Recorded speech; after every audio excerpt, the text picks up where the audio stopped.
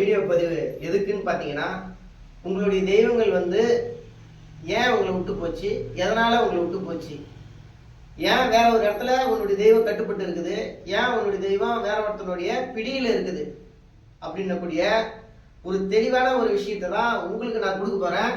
இந்த விஷயத்தை வந்து நல்ல முறையில் நான் கொடுக்கக்கூடிய இந்த விஷயத்தையும் நான் பேசக்கூடிய இந்த விஷயத்தையும் தயவு செய்து நல்லா புரிஞ்சுக்குங்க. என் தெய்வம் அவன் பிடிச்சிட்டான், என் தெய்வம் இவன் பிடிச்சிட்டான், என் தெய்வத்தை அவன் கட்டி போட்டுட்டான், என் தெய்வத்தை அவன் சிறை வச்சுட்டான் அப்படின்னக்கூடிய மன உளைச்சல் இருந்த உங்களுக்கு அந்த தெய்வத்தை எப்படி ஆட்சாரமானக்கூடிய ஒரு வழிமுறையை நான் உங்களுக்கு போன வீடியோவில் நான் சொல்லியிருக்கிறேன். இப்போ இந்த தெய்வம் அங்கே ஏன் போய் கட்டுப்பட்டு நின்றுது, இதுக்கெல்லாம் என்ன காரணமாவா இருக்கும், நம்ம தெய்வம் நம்மளை விட்டு போனதுக்கு உண்டான காரணம் என்னவா இருக்கும், என்ன செயலா இருக்குன்றது இன்னமும் நீங்க யோசிக்கல, இன்னமும் நீங்க புரிஞ்சிக்கல. அப்ப ஏன் உங்க தெய்வம் உங்களை விட்டு அங்க போயிருக்கோம், நீங்க என்னைக்கா யோசனை பண்ணிருந்தீங்களா?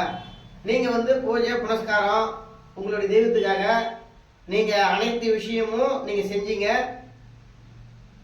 தன்னையே உங்களுடைய தெய்வத்துக்கு நீங்க வந்து அர்ப்பணிச்சீங்க. இதெல்லாம் வந்து நான் ஏத்துக்கிறேன். உங்களை நீங்க அர்ப்பணிச்சீங்க, அந்த தெய்வத்துக்கு நீங்க அழகுபடுத்தி பார்த்தீங்க, திருவிழா செஞ்சு பார்த்தீங்க, எல்லா விஷயத்துக்குமே உங்களுடைய தெய்வத்துக்கு நீங்க வந்து செஞ்சீங்க. நான் இல்லைன்னா சொல்லல. தன்னையே ஒரு மெழுகுவர்த்தி போல கூட உங்க தெய்வத்துக்காக 3 வேளையும் உணவாக இருந்தாலும் கூட அந்த தெய்வத்துக்கு வந்து பற்றா இருந்து அந்த தெய்வத்துக்கு அனைத்து விதமான உபகரணமும் நீங்க செஞ்சீங்க. மாலை மரியாதை செஞ்சீங்க, ஆடை அணிகளும் நீங்க செஞ்சீங்க. அந்த தெய்வத்துக்கு போய் பல இடத்துல வந்து உபகரணம் கேட்டு பிச்சை ஏந்தி நீங்க வந்து நின்னீங்க கோயில் கட்டணும் அப்படின்றதுனால. எல்லா விஷயமும் நம்ம தெய்வம் ஒரு கோட்டைக்குள்ள இருக்கணும், நம்ம தெய்வம் ஒரு கோபுரத்துக்குள்ள இருக்கணும்ன்றதால அந்த தெய்வத்துக்காக எல்லா விஷயமும் நீங்க செஞ்சீங்க. நான் இல்லைன்னா சொல்லல, அதை மட்டும் இல்லை. அந்த தெய்வத்துக்காக உங்களால அசிங்கம், அவமானம், பல கஷ்டங்கள் எல்லாமே பட்டு ஒரு தெய்வத்தை நீங்க எடுத்து நீங்க வந்து பூஜை பண்ணீங்க. அப்ப அந்த தெய்வத்தை எடுக்கும்போது ஒரு நிபந்தனை அப்படின்றது நீங்க வச்சிருப்பீங்க. என்ன நிபந்தனை வச்சிருப்பீங்க சொல்லுங்க? ஒரு சிலையை ஃபர்ஸ்ட் பிரதிஷ்டை பண்ணும் போது அதுக்கு சரியான ஒரு வழிமுறையை நம்ம வந்து சொல்லணும். இப்ப கருப்பசாமியை வந்து நம்ம ஒரு இடத்துல பிரதிஷ்டை பண்றோம், காளியை வந்து ஒரு இடத்துல வந்து நம்ம வந்து பிரதிஷ்டை பண்றோம், அங்காளம்மனை ஒரு இடத்துல பிரதிஷ்டை பண்றோம், அப்ப விநாயகர் ஒரு இடத்துல பிரதிஷ்டை பண்றோம், முருகர் ஒரு இடத்துல பிரதிஷ்டை பண்றோம். நீங்க அவங்களுடைய தெய்வத்தை, இஷ்ட தெய்வத்தை ஒரு இடத்துல நீங்க வந்து பிரதிஷ்டை பண்ணுவீங்க. அப்படி பண்ணும் போது நீங்க என்ன சொல்லியிருப்பீங்க, என்ன வேண்டுதல் வச்சிருப்பீங்க, ஒரு காரணம் நீங்க சொல்லியிருப்பீங்க. நம்ம ஆலயத்துக்கு வரவங்களுக்கு, நம்ம ஆலயத்தை வந்து மிதிக்கிறவங்களுக்கு இருக்கக்கூடிய நோய் நொடிகள் எல்லாமே விலகி போயிடணும். நான் யாருக்கு திண்ணூர் எடுத்து கொடுத்தாலும் அவங்களுக்கு அனைத்து விதமான பிரச்சனையும் தீர்ந்துடணும். ஊருடைய மக்களுக்காகவும் ஊருடைய நலனுக்காகவும் இந்த ஆலயத்தை நான் அமைக்கிறேன். இந்த ஆலயத்தால மக்களுக்கு இருக்கக்கூடிய நோய் நொடியும், காத்து கருப்பு, பில்லி சுனியம், ஏவல் போன்ற பிரச்சனைகள் எல்லாமே விலகி போயிடணும் தாயே. நம்ம ஆலயத்துக்கு பேரும் புகழும் நம்ம வந்து சேரணும், சொல்வாக்கு செல்வாக்கு வெல்லணும் தாயே அப்படின்னு சொல்லிதான் அந்த சிலையை நீங்க பிரதிஷ்டை பண்ணியிருப்பீங்க. அப்படி சொல்லிதான் உங்க பேர்ல வந்து நீங்க வந்து அருள் இறக்கிருப்பீங்க. அப்படி சொல்லிதான் அந்த கோயிலை நீங்க கட்டியிருப்பீங்க. சரிங்களா?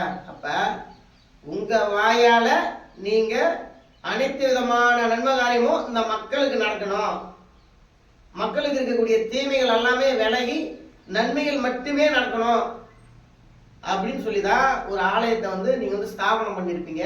ஒரு ஆலயத்தை நீங்க வந்து வழி அமைச்சு அந்த ஆலயத்தை நல்ல முறையில உருவாக்கி இருப்பீங்க. இதான உண்மை, இதான சத்தியமும் கூட. ஒரு குறி சொல்றோம்னு நினைக்கிறது எல்லாமே இதுதானே. நம்ம ஆலயத்துக்கு வந்து பேர் புகழ் வரணும், நம்ம ஆலயத்துக்கு வந்து நல்லது நடக்கணும், நம்ம வருவாக்க சொன்னா பழிக்கணும் அப்படின்னு தானே எல்லாமே சொல்லியிருப்பீங்க. இதான உண்மை. ஆனா இதெல்லாமே சொன்ன நீங்க ஒரு தப்பு பண்ணிட்டீங்களே, என்னன்னு தெரியுமா? நீங்க என்ன யோசனை பண்ணிருப்பீங்களா? ஊர் மக்கள் நல்லா இருக்கணும், மாவட்டம் நல்லா இருக்கணும், உலகமே நல்லா இருக்கணும், உலகத்துல இருந்து யார் என்கிட்ட வந்தாலும் நான் கொடுக்குற ஒரு பிடி திண்ணுல அவனுக்கு இருக்கக்கூடிய நோய் நொடி, காத்து கருப்பு, பில்லி சுனி எதா இருந்தாலும் விலையை போயிடணும் அப்படின்னு சொல்லி நீ கொடுக்கும்போது, நீ கொடுத்த திண்ணூர் அவன் எடுத்துன்னு போகும்போது அவனுடைய பிரச்சனைகள் எல்லாமே விளையிடும். அவனுடைய பிரச்சனைகள் எல்லாமே வந்து விளையிடும். நடந்துக்குது இல்லை, நடத்தி கொடுத்துக்கிறீங்கல்ல, நானும் பார்க்குறேன், நீங்களும் பார்த்துட்டு தானே தருவீங்க. ஆனா இவ்வளோ நல்ல உள்ளம் கொண்ட நீங்க மக்களுக்காக சொத்தை வித்து 5 வட்டிக்கு வாங்கி 10 வட்டிக்கு வாங்கி பிச்சை எடுத்து ஒரு ஆலயத்தை உருவாக்கின நீங்க ஆனா கடைசியா ஒரு தப்பு பண்றீங்களா? அந்த தப்பு என்னைக்காச்சும் நீங்க யோசனை பண்ணி பார்த்துக்கிறீங்களா? மக்களுக்காக அந்த ஆலயத்தை உருவாக்கி மக்களுக்காக நீங்க எல்லாமே செஞ்சுட்டு, ஆனா கடைசி காலகட்டத்துல வறுமையினுடைய காரணமா எவனாச்சும் ஒருத்தவன் எங்கன்னா இருந்து வருவான், ஊருக்குடிய கெடுக்கிறதுக்கு வருவான். சாமி என்னை இது மாதிரிலாம் ஏமாத்திட்டான் சாமி, இது மாதிரிலாம் நான் பண்ணிட்டான் சாமி, அவனை நம்ம முடக்கணும் சாமி, அவனை நம்ம குடிக்கணும் சாமி, உனக்கு எவ்வளவு வேணாலும் பணம் கொடுக்குறான் சாமி அப்படின்னு அவன் வந்து நின்று இருப்பான். உன்னுடைய தெய்வ சக்தியை பயன்படுத்தி அவன் என்ன விஷயம் கேட்டானோ அதை நீயும் நல்ல மாதிரியே செஞ்சு கொடுத்துருப்ப. உன்னால ஒரு குடும்பம் பாதிக்கப்பட்டு போச்சு, உன்னால ஒரு குடும்பம் அங்க பாதிக்கப்பட்டு போச்சு. அந்த பாதிப்பினுடைய விளிம்புதான் அந்த குடும்பத்தை நீ சிறவடிச்சிட்டல, அந்த குடும்பத்தை நீ புடிச்சு வச்சுட்டல, ஸ்தம்பனம் பண்ணிட்டல. நீ அந்த குடும்பத்தை இப்படியும் நவர முடியாத, இப்படியும் நவர முடியாத, அந்த குடும்பத்தை அங்கேயும் இங்கேயும் ஓட முடியாத அளவுக்கு என்ன பண்ணிட்ட, அந்த குடும்பத்தை ஸ்தம்பனம் பண்ணி வச்சுட்ட. அப்ப முதல் கட்டத்துல உன் சத்தியத்தை நீ மீற, உன் ஆலயத்தை நீ எதுக்காக ஸ்தாபனம் பண்ண, உன் ஆலயத்தை நீ எதுக்காக உருவாக்கின, ஒரு தெய்வத்துடைய அருளை நீ எதுக்காக எடுத்த, இந்த ஊர் மக்களுடைய நலனுக்காகவும் நாட்டு மக்களுடைய நலனுக்காகவும் தான் நீ ஒரு தெய்வ சக்திய நீ உருவாக்கின, ஒரு தெய்வத்தை நீ எடுத்த. ஆனா அந்த தெய்வத்தை வச்சியே அந்த தெய்வத்தினுடைய வழியில போய் ஒரு குடும்பத்தை அழிக்கக்கூடிய நிகழ்வுக்கு நீ ஆளாயிட்ட. இது வறுமையினால இருந்திருக்கலாம், இல்ல அறியாமல இருந்திருக்கலாம், இல்ல உனக்கு தெரியாமல இருந்திருக்கலாம். ஆனா சத்தியத்தை நீ மீற, சத்தியத்தை நீ மீற. அப்ப ஒரு டைம் நீ அந்த விஷயத்த பண்ணலாம், அது தவறு. இப்ப மறுபடியும் அந்த மாதிரி வருவான், மறுபடியும் அந்த மாதிரி வருவான். அப்ப நமக்கு நம்ம சைட்ல வரவன் சொல்றவன் நியாயம், நமக்கு நம்ம கிட்ட வரவன் ஒரு 10,000 ரூபாய் ஒருத்தவங்கிட்ட வட்டி வாங்கிட்டான் அப்படின்னா அந்த 10,000 வாங்கின வந்து கொடுத்த வந்து இவன் வந்து குடும்பத்தையே அசிங்கப்படுத்தியிருப்பான், குடும்பத்தை அசிங்கப்படுத்தியிருப்பான். அதுக்காக வந்து இவன் வந்து சொல்லுவான் நம்ம கிட்ட, என் குடும்பத்தை அசிங்கப்படுத்திட்டா அப்படி பார்த்துட்டான்னு. அந்த இடத்துலதான் நீங்க தப்பு பண்றீங்க. அப்ப சரி எது தப்பு எதுன்னு உனக்கு கிடைச்ச தெய்வ சக்தி வச்சு நீ அலசி ஆராய்ச்சி பார்க்கணும். உனக்கு கிடைச்ச தெய்வ சக்தி வச்சு நீ அலசி ஆராய்ச்சி பார்க்கணும். பார்த்துட்டு தான் அந்த வேலையை நீ செய்யணும். யாருக்கு தண்டனை கொடுக்கலாம், யாருக்கு தண்டனை கொடுக்க கூடாது, சரி எது தப்பு எதுன்னு உனக்கு கிடைச்ச தெய்வ சக்தியை வச்சு நீ அலசி ஆராய்ச்சி பார்த்துதான் ஒரு விஷயத்த நீ முடிவு பண்ணணும். அதை விட்டுட்டு அவன் வந்த உடனே நான் செஞ்சிடறேன் போயிடுறேன் வந்துடுறேன்னு ஒரு விஷயத்த தப்பான விஷயத்துல போயிட்டு காலை வச்சு பிரச்சனையில நீங்க மாட்டிக்கிறீங்க. அதாவது உங்க உடம்ப வந்து சுத்தப்படுத்துறதுக்கு வந்து எவ்வளவு கஷ்டம். இப்ப இந்த வெள்ளை உடையில நான் உட்கார்ந்து இருக்கிறேன், இந்த வெள்ளை உடையில நான் உட்கார்ந்து இருக்கிறேன். இந்த வெள்ளை உடை வந்து நான் ஒரே இடத்துல உட்கார்ந்துக்கின்னு நல்ல விஷயங்கள் செஞ்சுன்னு இருக்கும்போது இந்த வெள்ளை உடைக்கு வந்து அசுத்தம் ஏற்படாது. நான் போயிட்டு காட்டுலையும் மேட்லையும் முன்னிலையும் இதுலையும் உழத்து போகிறது வரது எல்லாமே நான் செஞ்சேன்னா இந்த வெள்ளை உடை வந்து அசுத்தமாயிடும். இப்போ மறுபடியும் இதை நான் என்ன பண்ணணும், நான் சுத்தம் பண்ணி எடுக்கணும். சுத்தம் பண்ணி எடுக்கிறதுக்குள்ள என்னுடைய வாழ்வாதாரம் எப்படி இது போதும் ஆகிடும். அப்ப ஒரு பிரச்சனையில ஒரு சாபத்துல நேரடியா நீ போய் மாற்ற. இந்த ஆலயத்தை வச்சு நல்ல காரியம்லாம் நான் செய்யறேன்னு சொல்லிட்டு கடைசியில நீ செஞ்சது பூராவே உன் கண்ணுக்கு தெரியாத கெட்ட காரியத்தை நீ செஞ்சிடுற, அங்க சாபத்துக்கு ஆளாயிடுறீங்க. ஒரு மனுஷனுக்குள்ளேயும் ஒரு இறைவன் இருக்கிறான், ஒரு மனுஷ பிறவிக்குள்ளயுமே ஒரு மனுஷனுக்குள்ளயுமே ஒரு குருநாதர் இருக்கிறாரு, சித்தர்கள் இருக்கிறாங்க, மகான்கள் இருக்கிறாங்க. அந்த குடும்பத்தை போயிட்டு நீ வேதனைக்கு ஆளாக்கும் போது அந்த சாபம் வந்து என்ன பண்ணும் உனக்கு சொல்லு, உன்னுடைய தெய்வ சக்திய நாளுக்கு நாள் மங்க வச்சிரும். அப்ப இந்த பிரபஞ்சம் அந்த இறைவன் வந்து உனக்கு கொடுக்குற சோதனை. இவன் பண்ண சத்தியத்தை இவன் கவனம் பண்றானா, நீ பண்ண சத்தியத்தை நீ கடைபிடிக்கிறியா, பணத்துக்கும் பேருக்கும் ஆசைப்படாத ஒரு தீமை வழியில இவன் போவாத இருக்கிறானான்னு உன்னுடைய தெய்வமோ இந்த பிரபஞ்சத்தினுடைய ஆற்றலும் உனக்கு கொடுக்குற சோதனை. அந்த சோதனையில தான் நீ ஜெயிக்கணும், அந்த சோதனையில தான் நீ ஜெயிக்கணும். அப்ப எக்காரணத்தை கொண்டும் தவறுதலான ஒரு பாதைக்கு நீங்க போகக்கூடாது. மூணாவது கண்ணு எதுக்கு வந்து மாந்திரிகவாதிக்கு கொடுத்தாங்க, எதுக்கு ஞானிகளுக்கு கொடுத்தாங்க, எதுக்கு சித்தர்களுக்கு கொடுத்தாங்க? ஞானம்ன்றது எதுக்கு வந்து மூணாவது கண்ணு சூட்சமத்தை தெரிஞ்சுக்கணுன்றதால உனக்கு எதுக்கு வந்து நீ ஒரு பயிற்சி எடுத்து நீ ஒரு தெய்வத்தை வழிபாடு பண்ணி நீ ஏன் தெரிஞ்சுக்கின, நல்லது கெட்டதை நீ ஏன் தெரிஞ்சுக்கின? இப்ப சத்தியத்தை கால் பண்ணக்கூடிய நீய ஒரு சத்தியத்தை மீறலாமா? அந்த சத்தியத்தை நீ மீறினா நல்லா இருக்குமா? அது நியாயமா? அது தர்மமா? இப்ப சத்திய பாதையில நடக்கக்கூடிய நீய, சத்திய பாதையில மக்களை வழி நடத்தக்கூடிய நீய, வறுமையினாலதான் நீ அந்த தப்பு பண்ண நான் ஏத்துக்கிறேன். வறுமையினாலதான் பாதி பேரு திமிர்னால பண்றான், பாதி பேரு தனக்குள்ள தான் தான் பண்றான், பாதி பேர் வறுமையினால பண்றீங்க. அப்ப இந்த மாதிரி செயல்கள் எல்லாம் பண்ணிட்டு நீங்க என் தெய்வம் என்னை விட்டு போயிட்டு, என் தெய்வம் என்னை விட்டு முடக்கிட்டான் அப்படின்னா அப்ப எவ்வளவு பிரச்சனை இருக்குது பாருங்க. சத்திய பாதையில நடக்கக்கூடிய நீங்களே சத்திய மாதிரி நடத்துறீங்க, சத்தியத்தை மீறி நடத்துறீங்க. இப்ப சத்தியத்துக்குள்ளதான் எல்லாமே இருக்குது, உனக்குள்ளதான் எல்லாமே இருக்குது. 5 அடி ஹைட்ல இருந்து நீ குச்சானா உன் கைகள் உடையாது. 10 அடி ஹைட்ல இருந்து குச்சினா உன் கைகள் உடஞ்சிடும்ல. உன் உடம்புக்குள்ள கெப்பாசிட்டி தானே. அப்ப எங்க இருக்குது சத்தியம்? உனக்குள்ளதானே இருக்குது சத்தியம். உன் வாயால நீ தானே சொன்ன, நான் சத்தியமா இந்த மக்களுக்கு நலனுக்காக தான் அந்த ஆலயத்தை அமைக்கிறேன் அப்படின்னு. ஏக வளர்த்தன, கும்பாபிஷேகம் பண்ண, உன்னுடைய கும்பாபிஷேகத்துக்கு வரக்கூடிய பக்தர்கள் எல்லாருமே நல்லது நடக்கணும்னு நீ தீர்த்தம் தெளிச்சு விட்ட. ஏன் அந்த கும்பாபிஷேகம் பண்ணும்போது எல்லாமே நாசம் பண்ண நீ தீர்த்தம் தெளிக்க வேண்டியதானே? மக்கள் எல்லாமே நாசப்படுத்த நடத்தினா அந்த கோயில் கட்ட நீ ஒரு சங்கல்பட்டுன்னு ஒரு கோயில் கட்ட வேண்டியதானே? நீ ஏன் நல்லது செய்வேன், மக்களுக்கு நல்வழிப்படுத்துவேன், மக்களுக்கு நோய் நொடி தீர்ப்பேன் அப்படின்னக்கூடிய ஒரு சங்கல்பத்தை நீ ஏன் எடுத்த? நீ வழிமுறை எடுக்கும் போதே நான் மக்கள் எல்லாம் நாசம் பண்ண போறேன், மக்கள் எல்லாம் கொடுமை பண்ண போறேன், மக்கள் எல்லாம் அழிக்க போறேன்னு நீ ஒரு கோயிலை கட்ட வேண்டியதானே? ஏன் நல்லது பண்ண போறேன்னு நீ ஒரு கோயிலை கட்டுற?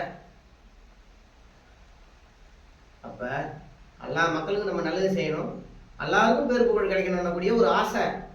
நான் அதை உங்களுக்கு குறை சொல்லல. இப்போ வறுமையினால சில விஷயங்கள் சில காரியங்கள் செஞ்சாச்சு. சரி, இதுல இருந்து வெளியே வரத்துக்கு என்ன வழி? அப்ப ஒரு கோயிலை வச்சுதான் உன்னுடைய வாழ்வாதாரத்தை நடத்திக்கிற, உன்னுடைய தேவைகள் எல்லாம் ஒரு கோயிலை வச்சுதான் நீ பூர்த்தி பண்ணிக்கிற, அதை வச்சுதான் சாப்பிட்ற, அதை வச்சுதான் நல்லது கெட்டது செய்யற. அப்ப எல்லாத்தையுமே செஞ்சுதான் ஆகணும்னக்கூடிய ஒரு மனப்பான்மைக்கு நீங்க வந்துடுறீங்க. இதை வச்சுதான் எல்லாமே பண்ணணும்னக்கூடிய ஒரு மனப்போக்கு ஒரு சிந்தனைக்கும் நீங்க வந்துடுறீங்க. தயவு செய்து இந்த ஒரு விஷயத்த கையெழுத்து கொடுக்க கேட்கறேன். நீங்க அந்த விஷயத்த நீங்க கடைப்பிடிங்க. நீங்க கோயில் வச்சு குறி சொல்லி நம்மளுடைய வாழ்வாதாரத்தை நடத்தக்கூடிய ஆளா இருந்தா உனக்குன்னு ஒரு தொழிலை உருவாக்கி, உனக்குன்னு ஒரு தொழிலை உருவாக்கு, உனக்குன்னு ஒண்ணு வருமானத்துன்னு ஒரு தொழிலை உருவாக்கு. உன்னுடைய தெய்வத்தை நீ கரெக்டா வழி நடத்தலாம், இந்த மக்களையும் நீ கரெக்டா வழி நடத்தலாம். எவனுடைய சொல்லுக்கும் கட்டுப்படாத, நெஞ்ச நிமித்துக்கு இப்படி வாழலாம். காசு தானே, அந்த காசு வறுமையினுடைய ஒரு கொடுமையினால் தானே நீ தேவையில்லாத வேலையெல்லாம் கையை விட்டு காலை விட்டு உன்னையே நீ வீணாய்க்கிற. உன்னுடைய தெய்வ சக்தியும் வீணாய் போச்சு. இந்த தெய்வம் மொத்தவட்ட மாட்டிக்கின்னு பிடியில மாட்டிக்கின்னு தவிச்சுன்னு இருக்குது. நீயும் அழுதுன்னு இருக்கிற, என் தெய்வம் போச்சு என் தெய்வம் போச்சுன்னு. போனது காரணம் நீ தான். உன் தெய்வம் ஒருத்தனுடைய பிடியில போய் மாட்டிக்கிறானா அது காரணம் நீ தான். நீ பண்ண தவறுதல் தான், நீ பண்ண தவறுதல் தான், நீ செஞ்ச விஷயம் தான். ஒன்னாலதான் தெய்வம் ஒருத்தவங்கிட்ட போயிட்டு மண்டிட்டுக்குன்னு கிடக்குது. ஏன்னா நீ ஒரு குடும்பத்தை மடங்கு பண்ணி வச்சுட்டல, அந்த குடும்பம் எவ்வளவு வேதனையில படும்.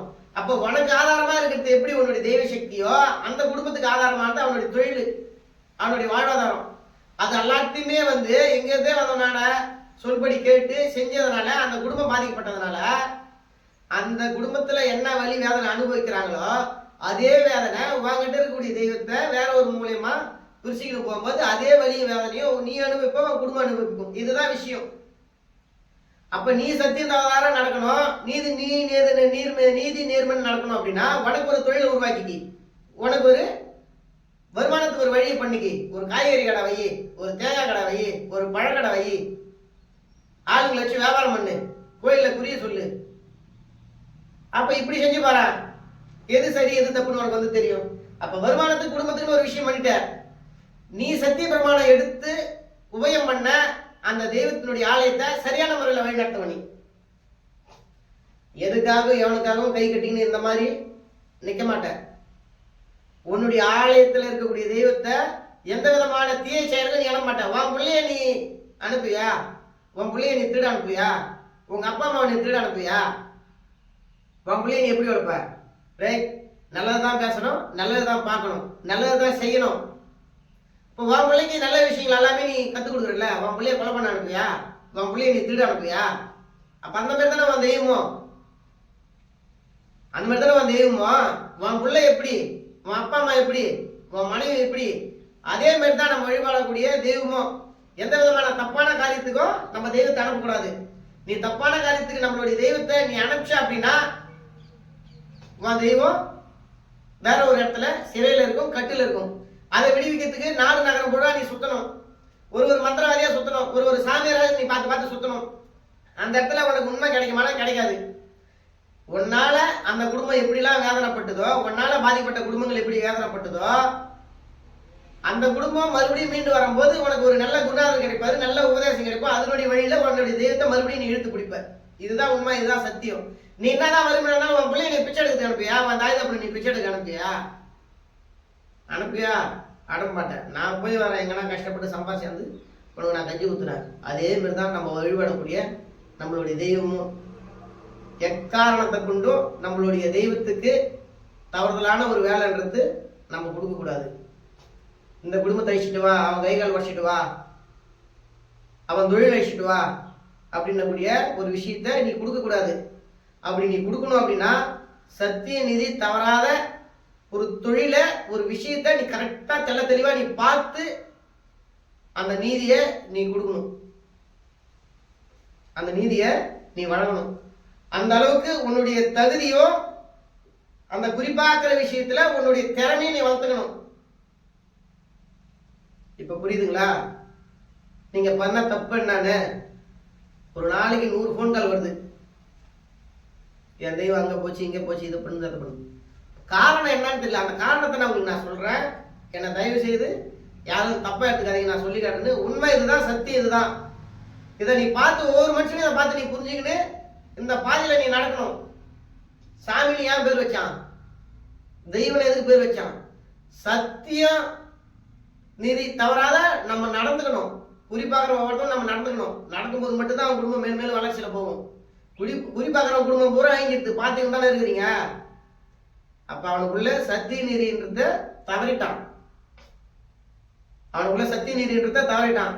தவறினதுக்கு அப்புறமும் இந்த குடும்பங்கள் வந்து பல வேதனையிலையும் பல சோதனையிலையும் மாட்டிக்கின்னு, குறிப்பாக உங்களுடைய குடும்பம் தத்தளிச்சு நடக்குது. என் பிள்ளைக்கு வேதனை, என் மகளுக்கு வேதனை, இப்படி இப்படின்னு நடந்துன்னு இருக்குது. சரிங்களா? தயவு செய்து ஒரு விஷயத்த நீங்க கரெக்டா செய்யுங்க. சத்திய நீதியை தவறாடிங்க. உங்களுக்குன்னு ஒரு தொழில் அமைச்சிக்கங்க. குறிப்பாக உங்களுடைய குடும்பத்துக்கு வருமானத்துக்குன்னு ஒரு தொழில் அமைச்சிக்கங்க. ஒரு டிரான்ஸ்போர்ட் ஆரம்பிங்க, ஒரு மளிகை கடை வைங்க, பழக்கடை வைங்க. உங்களால முடிஞ்ச அளவுக்கு ஒரு தொழிலை நீங்க ஆரம்பிச்சிக்கங்க. அதுல ஒரு நாளைக்கு 500 1000 உங்களுக்கு கிடைக்கும். தன்னுடைய குடும்ப வருமானத்துக்கு கடன் பிரச்சனையை அடைக்கிறதுக்கும் உண்டான வருமானத்தை நீங்க அதுல நல்ல முறையில நம்ம வழிபாடு பண்ணக்கூடிய தெய்வங்கள் வந்து நம்மளுக்கு அதுல லாபத்தை பெருக்கி கொடுக்கும். நீங்களும் சத்திய நீதி தவறாத நீங்க நடக்கலாம். தலை நிமிர்ந்து நடக்கலாம், நெஞ்சு நிமிர்ந்து நீங்க வந்து நடக்கலாம்.